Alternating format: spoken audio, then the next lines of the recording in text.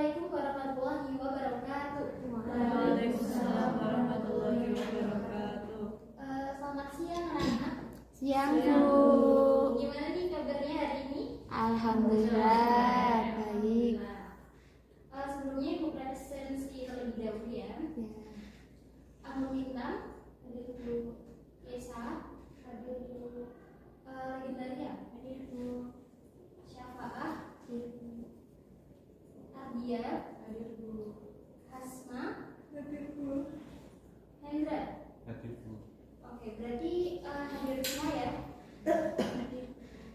Sebelum kita masuk ke materi kita siang hari ini, alangkah baiknya kita berdoa terlebih dahulu. Mungkin untuk Mbak Asma bisa minta tolong untuk doanya. Sebelum mulai pelajaran ini ya di hari ini, mari kita berdoa. Berdoa dimulai. Berdoa cukup. Oke, terima kasih Mbak Asma. Di mata pelajaran kita hari ini, mata pelajaran kimia, materinya adalah ikatan Kimia. Oke. Sebelum kita masuk ke materinya, di sini Ibu punya beberapa gambar. Yang pertama, kita sebut dia baru masak ya. Masak. Nah, kira-kira dari gambar ini yang dia masukkan ke dalam panennya itu apa? Garam. Garam. Ada opsi lain? Micin. MSG, gula, garam. Oke. Kita anggap yang dia masukkan itu adalah garam. Nah, garam ini kan biasa kita gunakan dalam kehidupan kita ya, hampir setiap hari. Mungkin bahkan tiap hari kita menggunakan garam. Garam dapur sendiri dia kan punya nama kimia. Ada yang tahu nama kimia dari garam dapur itu apa? NaCl. NaCl. Berarti dia tersusun dari natrium dan Klorin. NaCl, natrium dan klorin. Kita lanjut dulu. Di gambar kedua, ini adalah kegiatan kita membersihkan toilet atau kamar mandi. Nah, ketika kita membersihkan kan kita pasti menggunakan cairan pembersih. Pixel. Nah, ini adalah salah satu contoh dari cairan pembersih. Ada yang tahu nggak kandungan kimia yang terdapat di cairan pembersih ini apa? Natrium. Wah, kelihatan bahan aktifnya di sini biasanya ada di belakang kemasan itu ditulis HCl 8%. Berarti si pembersih ini kan dia mengandung HCl, ada yang tahu namanya? Asam Asam klorida. Asam klorida 8%. Oke, kita lanjut ke pertanyaannya. Tadi ada natrium klorida dan juga asam klorida. Nah, bagaimana partikel penyusunnya tadi dari natrium dan klorida dapat membentuk garam dapur? Ada yang tahu prosesnya? Melalui suatu di slide pertama tadi, melalui ikatan kimia. Nah, kemudian apakah ikatan yang terjadi pada pembentukan natrium klorida dan asam klorida itu sama? Beda atau sama? Nah, dari pertanyaan ini kita akan tujuan pembelajarannya yang pertama menjelaskan konsep atom, ion dan molekul untuk ikatan kimia, kemudian membedakan ikatan ion dengan pembentukan ion melalui contoh senyawa kimia, dan membedakan ikatan kovalen dan ikatan antar molekul melalui contoh senyawa kimia. Oke, kita langsung masuk ke materinya. Yang pertama tentang ikatan kimia itu sendiri. Dari definisinya atau pengertiannya, ikatan kimia adalah gaya yang mengikat dua atau lebih partikel, di mana partikel itu ada ion, atom dan juga molekul untuk membentuk suatu senyawa kimia. Adanya ikatan ini itu menjaga atom tetap bersama dalam suatu senyawa yang dihasilkan dalam keadaan stabil. Nah, dalam pembentukannya, ikatan kimia ini dia melibatkan elektron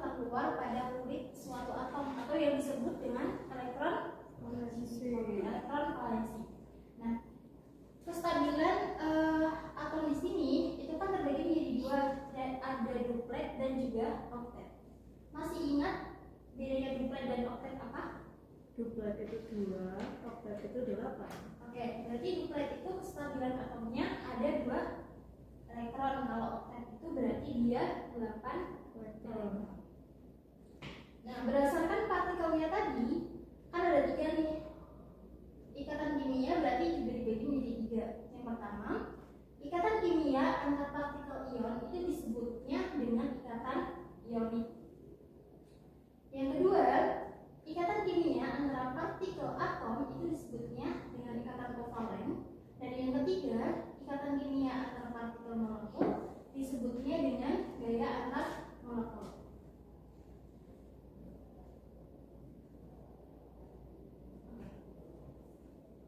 Selanjutnya kita akan membahas tentang ikatan ion. Jadi ikatan ion adalah ikatan yang dibentuk dari 2 ion atau lebih dan diikat dengan gaya elektrostatik antar ion. Ikatan ion ini itu terbentuk antara logam dan non-logam. Kemudian ikatan ion itu dimulai dengan pembentukan ion terlebih dahulu. NaCl atau yang di awal tadi kita udah bahas tentang garam gabungan, dia merupakan ikatan ion. Nah, sebelum kita katakan dia sebagai ikatan ion, maka kita harus membahas dulu tentang pembentukan ion dari si NaCl. Nah, untuk membedakan antara ikatan ion dan juga pembentukan ion, di sini Ibu punya video. Nomor atom 11, di mana konfigurasi atom Na yaitu 281 atau konfigurasi elektron tidak stabil. Pertanyaannya, bagaimana agar atom Na menjadi stabil? Agar stabil, atom Na meletak sebuah elektronnya sehingga konfigurasi elektronnya sama dengan atom Na, yaitu 28, di mana proses pembentukan ion positif atau radian tersebut mudah karena atom Na mempunyai energi ionisasi yang rendah.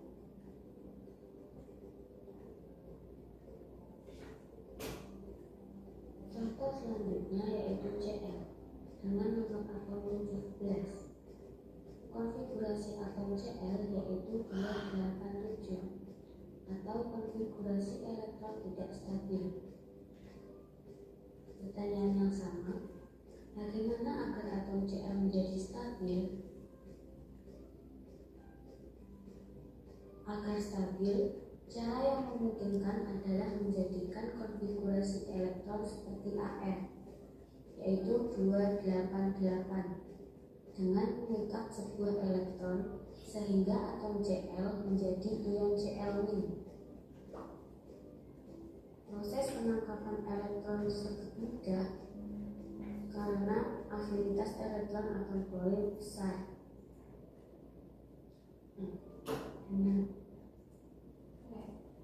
Dari video tadi kan udah dijelasin nih. Ini adalah gambar dari penjelasan tadi. Mungkin ada yang bisa menjelaskan lagi nggak apa yang dijelasin di video tadi? Tentang kestabilan unsur Na sama Cl sama Cl. Oke. Ini kan Na yang atas, Cl yang bawah. Perbedaan antara gambar yang di kiri dan yang di kanan ini apa? Yang kanan lebih stabil. Lebih stabil, yang kiri Belum stabil kenapa dia dikatakan belum stabil? karena jumlah elektronnya itu belum memenuhi oktet atau duplet. Oke. Kita bahas yang pertama dulu dari atom Na. Atom Na di sini kan di kulit paling terkuatnya dia memiliki 1 elektron. Jadi untuk mencapai kestabilannya, 1 elektron ini kan harus dilepas. Nah, kemana 1 elektron yang tadi dilepas? Dia akan ditangkap oleh si atom Cl. Awalnya kan atom Cl ini dia memiliki 7 elektron di kulit terluarnya.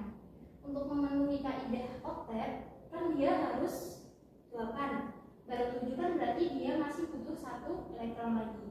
Nah, satu elektron itu dia dapatkan dari satu elektron Na yang dilepas.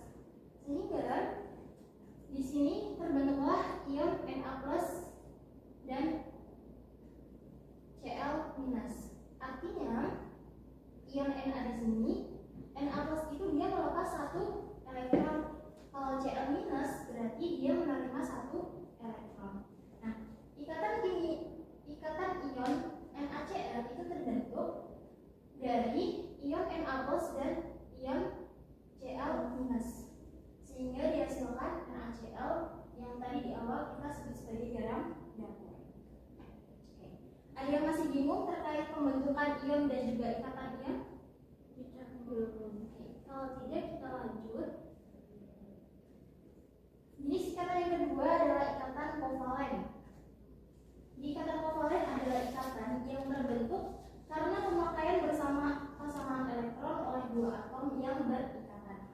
Nah, kalau tadi di ion itu antara logam dan non-logam, maka ikatan kovalen itu terbentuk antara atom non-logam dan juga atom non-logam. Kemudian ikatan kovalen itu sendiri terbagi menjadi dua, yaitu polar dan juga non-polar.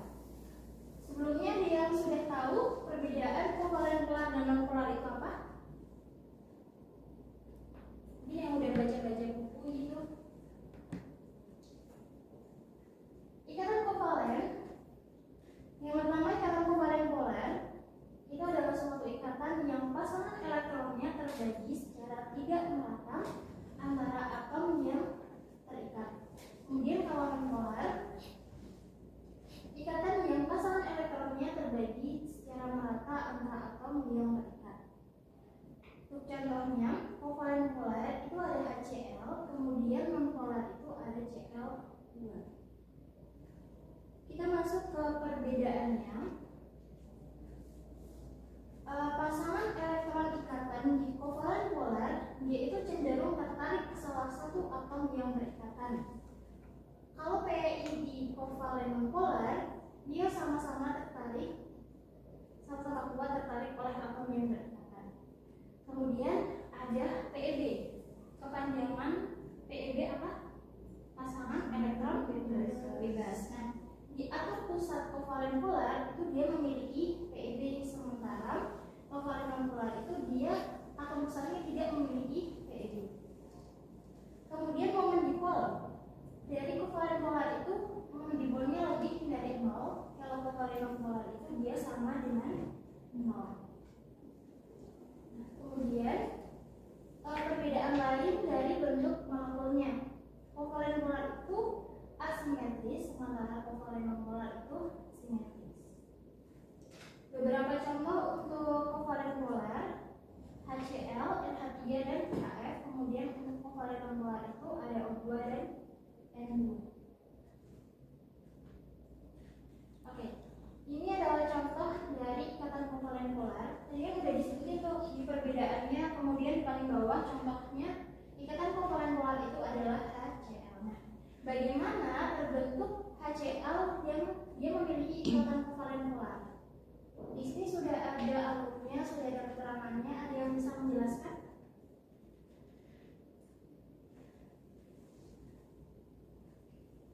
Kalau kita akan menentukan ikatan kimia dari suatu molekul senyawa, maka kita harus melihat si elektronnya terlebih dahulu. H ini kan dia memiliki satu elektron. Kalau Cl 7. Berarti kalau kita bawa ke kaidah oktet dan duplet, H ini kan harus memenuhi kaidah duplet. Dia baru punya satu nih, berarti masih kurang satu lagi. Kalau si Cl berarti kan dia harus memenuhi kaidah oktet. Di sini sudah ada 7, berarti dia juga kekurangan satu elektron. Oke, kita flashback sebentar terkait pengertian dari ikatan kovalen di awal tadi apa? Pemakaian bersama pasangan elektron. Jadi H ini kurang satu, si Cl juga kurang satu. Maka mereka memakai elektron secara bersama-sama.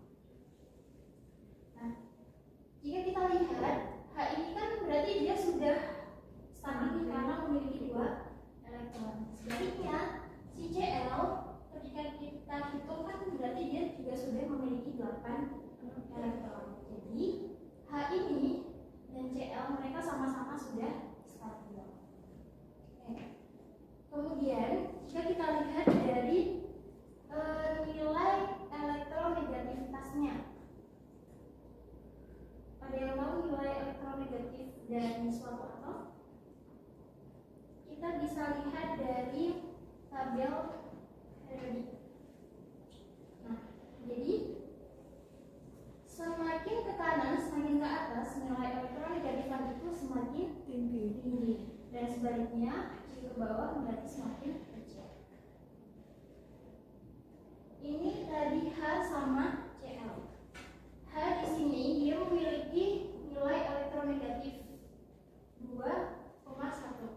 Cl di sini dia memiliki nilai elektronegativitas 3. Jadi kan ada perbedaan nih. Cl di sini mempunyai 3, H di sini mempunyai 2,1. Nah, ketika terjadi perbedaan nilai elektronegativitas, maka dia dikatakan sebagai ikatan kovalen polar. Nah, kenapa bisa dikatakan seperti itu? Tadi kan yang lebih elektronegatif itu si Cl karena nilainya dia lebih besar. Sehingga si Cl ini dia menarik elektron yang ada di H, sehingga di sini dia dapat dikatakan delta positif. Di sini Cl-nya berarti delta negatif. Karena ada perbedaan nilai, kalau kita kurangi kan 3 dikurangi 2,1 itu hasilnya 0,9. Nah, ada perbedaan nilai elektronegativitas di situ, maka HCl ini dikatakan sebagai ikatan kovalen polar. Oke, kita langsung ke contoh selanjutnya yaitu kovalen non-polar. Nah, perbedaannya di sini jadi HCl sekarang Cl2. Sama terjadi pemakaian bersama pasangan elektron. Di sini mereka sama-sama sudah 8 dengan memakai 2 elektron ini secara bersama-sama. Oke. Perbedaan dari Cl2 dan H2 di sini, HCl di sini kan dia ngebahas tentang nilai elektronegativitas. Nah, kalau di non-polar, kenapa dia tidak membahas tentang perbedaan nilai elektronegativitas? Ada yang tahu? Nilai elektronegativitasnya sama. Oke, nilai elektronegativitasnya sama. Di ini tadi kan 2,1 dan 3. Kalau di Cl2, ini kan berarti kalau kita tulis nilai elektronegativitas Cl ini 3, di sini juga 3. Berarti ketika kita kurangkan, kan dia sama dengan 0. Berarti tidak terdapat nilai perbedaan nilai elektronegativitas. Sehingga Cl2 ini dia dikatakan sebagai ikatan kovalen non-polar. Oke, sampai sini ada yang masih bingung mau ditanyakan? Kalau tidak kita lanjut. Nah, tadi kita sudah belajar tentang ikatan ionik, ikatan kimia yang berdasarkan ion, kemudian ikatan kovalen dia berdasarkan partikel atom. Kemudian di sini adalah ikatan kimia yang dia berdasarkan molekul. Jadi kalau kita membahas tentang molekul, gaya itu ada dua, ada yang namanya intramolekul dan juga antar molekul. Nah, mereka sedikit berbeda, tetapi si antar molekul ini dia itu jauh lebih lemah dibandingkan gaya ikatan yang terjadi di intramolekul. Nah, apa sih perbedaannya? Kita akan lihat di ini. Hidrogen dan polarin, maka dia disebutnya sebagai HCl. Ini ada satu HCl, kemudian satu HCl, satu HCl. Perbedaan intra dan antra itu ada di sini. Intra itu dia berada di dalam satu molekul. Yang termasuk ke dalam intramolekul itu contohnya yang sudah kita bahas, ada ikatan ion dan ikatan kovalen. Nah, kalau intermolekul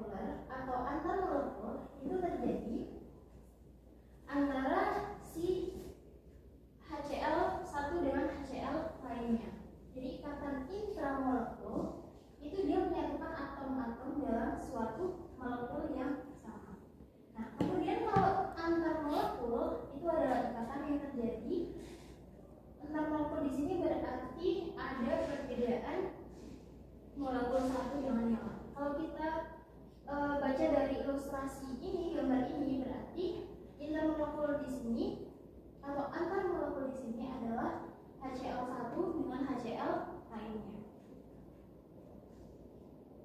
Nah, kita balik. Ini gaya ikatan antar molekul itu berarti yang di luar atau terjadi perbedaan molekul. Contohnya ada interaksi dipol-dipol, ikatan hidrogen, dan gaya dispersi London. Nah, 3 materi ini untuk lebih lanjut kita akan bahas di pertemuan selanjutnya. Jadi untuk materi kita siang hari ini hanya sampai di sini. Ada yang ingin ditanyakan untuk materinya?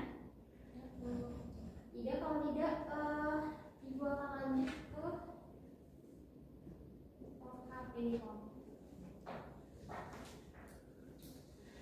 Ibu akan bagi menjadi 2 kelompok. Jadi mungkin satu kelompok 3 orang.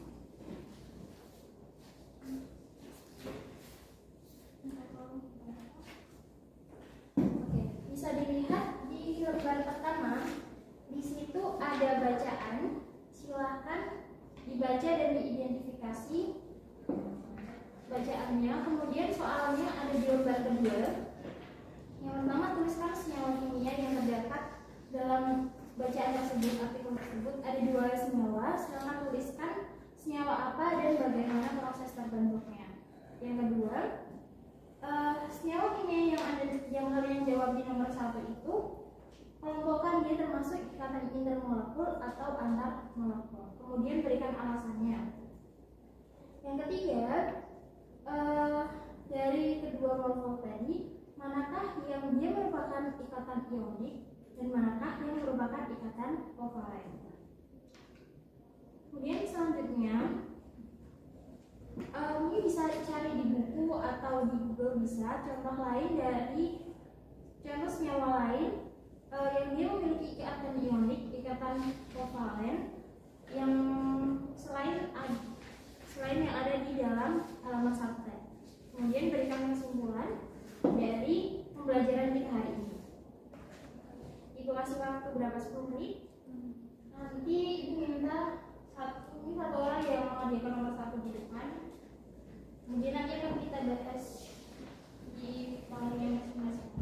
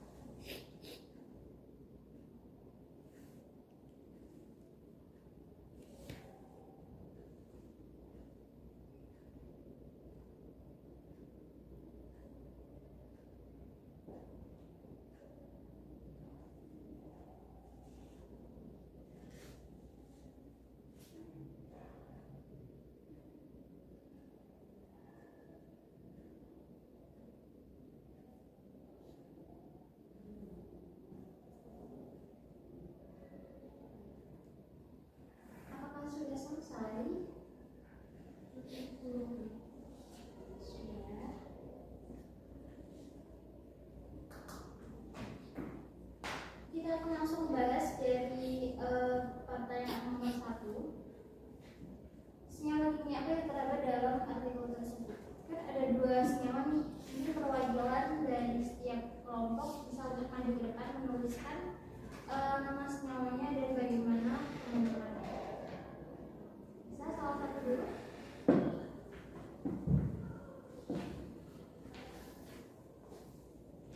Satu aja termasuk semua.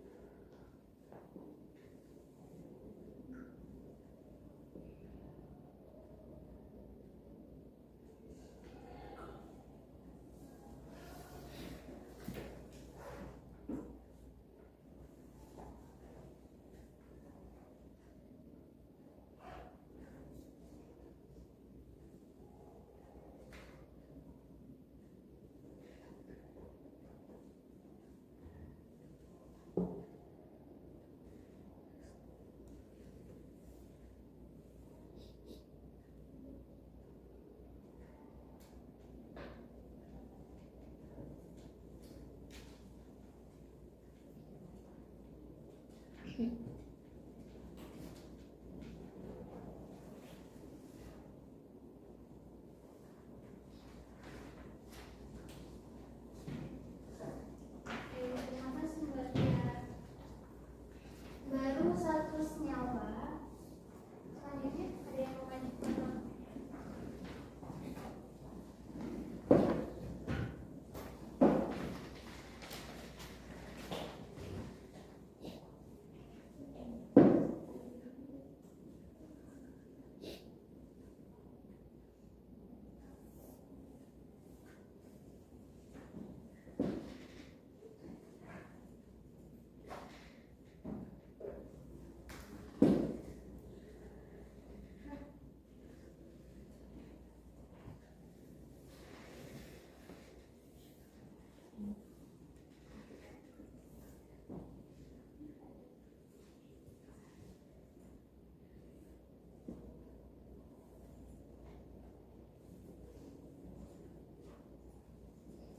Terima kasih.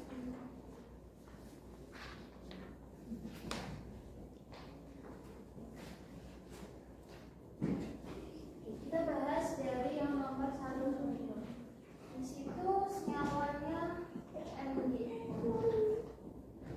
Jadi dia disebutnya apa kalau MgO?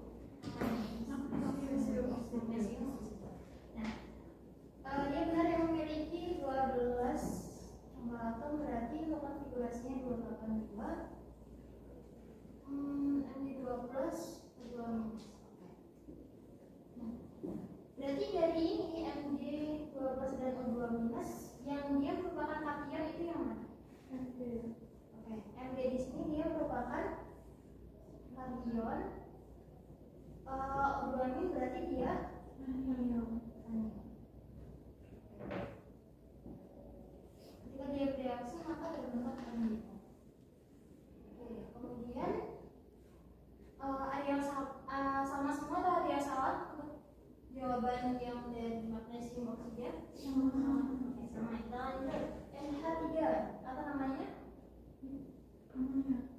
Amonia. Oke, dia memiliki 5 elektron valensi. 1, 2, 3, 4, 5. Di sini 1H berarti berikatan NH3. Oke, benar ya. Ada yang beda? NH3 sama. Kita lanjut ke soal nomor kedua. Senyawa kimia yang Anda tulis berarti MgO dan NH3, ini termasuk ikatan intermolekul atau antarmolekul. Keduanya atau salah satu yang mana? Keduanya. Kenapa mereka termasuk ke dalam intramolekul? Karena ikatannya dalam satu molekul. Oke, karena dalam satu molekul. Kemudian nomor 3, memberikan contoh ikatan ionik dan ikatan kovalen. Mg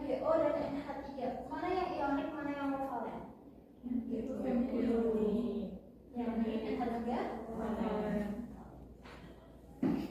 Berikan alasannya, kenapa MgO dikatakan dia berikatan ionik? Karena terbentuk pembentukan ion terlebih dahulu. Terbentuk Dari pembentukan ion terlebih dahulu.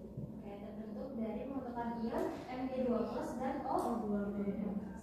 Kemudian yang NH3, kenapa dia disebutnya ikatan kovalen? Pemakaian bersama elektron.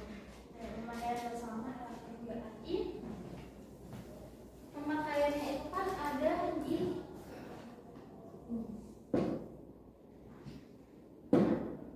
sehingga dia disebutnya ikatan kovalen. Kalau kita lihat polar dan non polarnya, NH3 ini termasuk polar atau non polar? Polar. Karena Perbedaan relativitasnya yang besar. selain itu tadi ada beberapa alasan nih.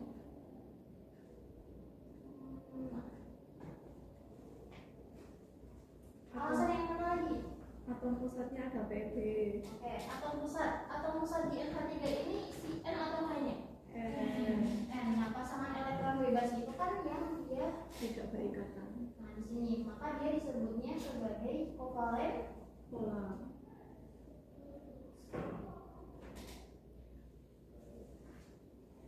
Oke, kita lanjut ke soal yang B. Berikan 3 contoh senyawa lain yang memiliki ikatan ioniknya juga. Ikatan ionik contohnya apa selain MgO?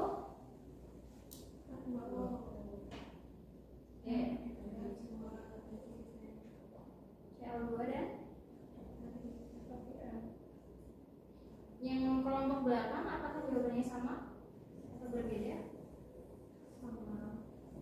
Oke, selanjutnya tadi ikatan ionik udah, selanjutnya ikatan kovalen. Selain NH3 atau amonia, apalagi senyawa yang dia memiliki ikatan kovalen? H2O, CO2 juga CO2. bisa. Nah, pertanyaan terakhir, kesimpulan dari materi kita di siang hari ini apa? Ini dari masing-masing kelompok, mungkin yang di kelompok pertama yang depan tentang ikatan ionik, yang belakang ikatan kovalen. Coba apa? Ionik ikatan yang dibentuk dari bagian atau lebih yang diikat dengan gaya elektrostatik antar ion. Oke. Kemudian yang ikatan kovalen, Ikatan yang terbentuk karena pemakaian bersama elektron oleh dua atom yang berikatan. Jadi kata kuncinya kalau di ikatan ionik itu dia